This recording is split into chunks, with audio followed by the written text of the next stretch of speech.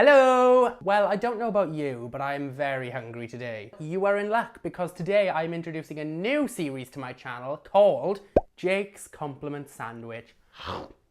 Compliment sandwich, where I say something good, then talk about where you need improvement, and then end with something good. Could I get that on rye? That's plain bread. Oh, that's not nice. The concept is very simple. I will pick something to talk about. It could be anything. It could be a product, it could be somewhere I've been, a piece of theatre, a film, absolutely anything. And I'm gonna turn it into a compliment sandwich. First, we start with a positive. Second, we have something not so positive. Some people would call that a negative. And then we finish it all off with another positive. So we've got those three layers. It goes positive, not so positive, positive. Where you need improvement. You have smelly dog farts. It's a very balanced lunch. It's vegan, it's gluten-free. For my first ever Jake's Compliment Sandwich, we are going to be talking about music festivals. In particular, BBC Radio 1's biggest weekend. So before we make our sandwich, a bit of background. I was lucky enough to be invited by BBC Sesh to BBC Radio 1's biggest weekend in Swansea. It is a huge music festival. They pick somewhere new each time to have it, and this time they picked Swansea, which is literally like right on my doorstep. And honestly, music festivals have never been my thing. I've never been to one because honestly, the thought of them kind of terrifies me. There's the big crowds, all the mud, the big crowds. Not a fan of crowds. But even before I was invited to Big Weekend, I was like, do you know what? If I was gonna ever go to a music festival, I think this would be the one that I'd go to. And the lineup of music was amazing. But that still wasn't enough for me to go out and actually, get a ticket for myself because, I was just, they're not my thing. So when the invite came through, I was like so excited. This is a sign that I need to go to this thing. Also, I had VIP, so, of course I was gonna go. You hungry? Let's craft this sandwich. BBC Radio 1's biggest weekend. First layer of positive. So I think this one has to go to the BBC for organising this huge event. I mean, it wasn't a small music festival. The biggest weekend is a very appropriate name for it because it was huge and they really did pull it off. It had an amazing lineup. So it was on for a Saturday and a Sunday. I only went to the Sunday, but I saw Demi Lovato, I saw Justin Derulo.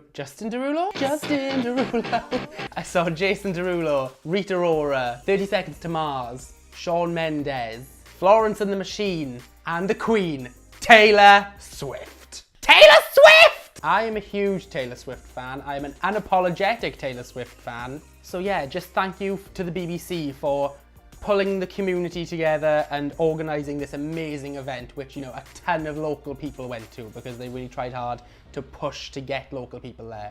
I mean, they didn't have to push hard because it was such an amazing event. I think it's great to have these huge scale events in places that don't usually have them because it gives the community a chance to really bond and get together and just enjoy great music. And of course, another huge thank you to BBC Sesh. I also make videos for BBC Sesh. I talked about it in my last video. I'll leave links to my BBC Sesh videos down in the description. But yeah, thank you to BBC Sesh for giving me a VIP pass to this festival. I think having the VIP treatment eased me into festivals. I mean, I'm not gonna go for 3 days in Glastonbury anytime soon, but this was a really nice way to sort of introduce me to festivals. I spent most of my time, down in the crowd watching the music, because that's what I was there for. But it was really nice to have the guest area just to go and relax for a bit when the crowd was getting a bit too much for me. Because, as a blind person, big crowds and festivals are very intimidating. So thank you so much for giving me the VIP treatment and just giving me a space where I could go and just get out of it for a bit. We also had really nice toilets. The weather was on point. I just come off holiday, so I was tanned. It was all good. It was a really good day with a good vibe. Now for our middle section, the not so positive part. So like I said, the festival was in Swansea. A lot of my friends were there. I want to talk about one of my friends who was there in particular. She's also registered blind, like myself, but the difference is that she was diagnosed very recently with her sight loss, whereas I was born with mine. So it's a whole different ballgame. She's very much getting used to this visually impaired life, and it's hard, and I'm so proud of her. She's doing really well. And the fact that she even went to the big weekend, I mean, I would have found that. I mean, I found that really hard anyway, and I've been registered blind all my life. So yeah, everyone who was attending the festival who was disabled was offered a disabled band. I didn't know about this, she didn't know about this, but apparently it was a thing. That's not my issue. I think that's a great idea because in a place where there's so many people, I don't mind wearing a band all day that says I'm disabled. But at the end of the day, she didn't have this band. So fair enough, the people who were manning these stations for disabled people were questioning her disability because she didn't have a band. She tried to access the disabled toilets that were there with her carer, and the security person manning those things said, "Where's your band?" "Well, I don't have a band." "Well, you can't come in." "But I'm registered blind." "Well, prove it to us." I have an issue with this because I hate having to prove that I'm disabled to people. I know they were working on this band system, but it's very much a case-by-case thing. If I'm telling you I'm disabled, you know, I think you can tell if somebody's being sincere about that. But to be fair, my friend, she had a card on her that Swansea Council had given her saying that she is registered blind. Great. Oh, that hasn't got a picture on it. Why would she be carrying a disabled card around? I don't think a lot of people are forging these things. Do you know what I mean? I'm being nice enough to show you my disabled card. Can you just let me use the toilet with my carer? My friend, you know, she can fight her corner. That's all I'm gonna say. She was eventually let in, but they didn't let her carer in.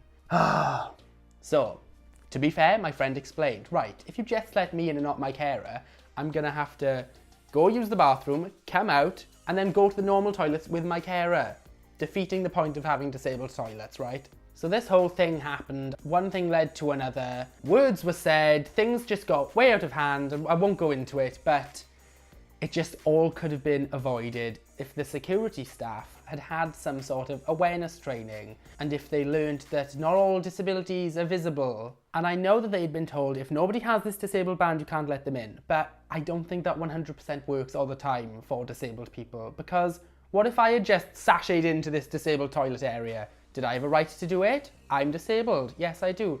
But I didn't have a band, so what would have been said then? Do you know what I mean? I had no way of proving that I was disabled that day. If I tell you I'm disabled, please believe me. I get there's some like sick people out there who probably would try to fake a disability to use a disabled toilet, but I'm not gonna cause this much of a fuss just to use a disabled toilet. Let me pee. I just want to pee. I actually asked one of the security staff involved in the incident, do you get disability awareness training? And he said a few people do, but it's not much. If you're specifically working on something for disabled people, e.g. the disabled toilet, I think you really need to have some awareness training, because if that person knew what to do at that time, this whole situation could have been avoided. Third layer of our sandwich, another compliment. So when people talk about festivals, they're always like, oh, there's such a good atmosphere in festivals. The same with like sports matches. I don't really go to sports matches in stadiums, but people are always like, oh, the atmosphere, man, the atmosphere. And I'm like, what is this atmosphere you talk about? I want in on this atmosphere. But when I was in the festival, I was in the crowd watching Taylor Swift, I was like, this atmosphere, oh, I love it, it's great. There was nobody trying to cause trouble. There was nobody being rude. I didn't even get pushed. I mean, when we went to see Taylor Swift, I wanted to get as close to the front as possible. And I still had my own personal bubble. There was like, I don't know how many thousand people around me, but I felt safe. And I honestly thought I would have been like this for the entire thing and I wouldn't have been able to breathe.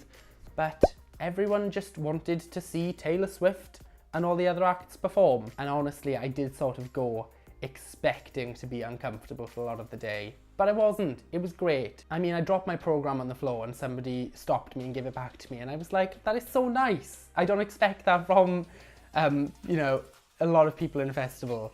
It was just a really fun day, and I'd definitely do it again. Florence and the Machine closed the show, and the sun had just set, and everyone was just having the best time, and Florence and the Machine killed it. It was an amazing end to an amazing day. So that's it, guys. That's my first ever compliment sandwich. We had a positive of thank you to the BBC, negative of security staff might need a bit more training on disabilities, and our last layer was the amazing vibe. As a reward for sticking around for this long, you can enjoy a video of me fangirling out to Taylor Swift. Enjoy.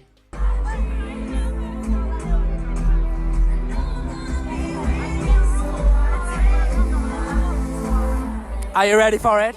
Are you ready for it? Woo-hoo!